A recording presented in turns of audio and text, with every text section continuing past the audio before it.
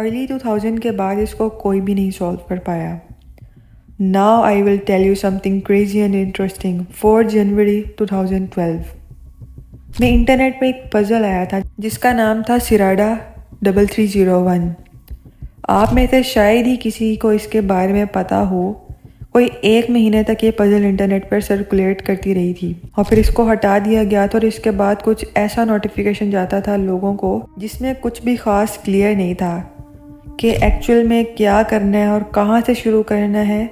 फिर 1 साल के बाद राउंड 2 शुरू हुआ सेम जनवरी 4 को और फिर से ये कोई 1 महीने तक इंटरनेट पर सर्कुलेट करता रहा और फिर से ख़त्म हो जाता है और सेम डेट को नेक्स्ट ईयर इसका 3rd पार्ट आता है।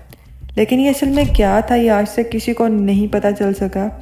ये एक अनसॉल्व मिस्ट्री है। लेकिन इसका मकसद क्या था? इसका मकसद था हाईली स्किल्ड और हाईली आईक्यू रखने वाले लोगों को हायर किया जाए।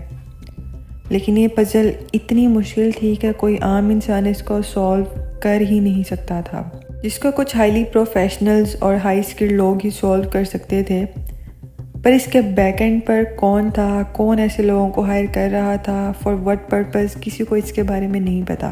जहाँ तक मेरा दिमाग मुझे लेकर जाता है, आई थिंक कहीं ना कहीं सिराडा 3310 का कोई ना कोई कनेक्शन मरियानाज़ वेब से भी है, क्योंकि मरियानाज़ वेब को भी एक्सेस करने के लिए बहुत मुश्किल पजल्स और एल्गोरिथम्स को सॉल्व करना होता है और क्वांटम टेक्नोलॉजी का यूज़ करना होता है जो सिर्फ एक हाईली शार्प और स्किल्ड इंसान ही कर सकता है। अब मैं 50-50% मानती हूँ कि मरियानाज़ वेब जैसी कोई चीज़ एग्जिस्ट करती है, लेकिन इस दुनिया में से 1% लोग हैं जिनको इसके असल सच के बारे में पता है।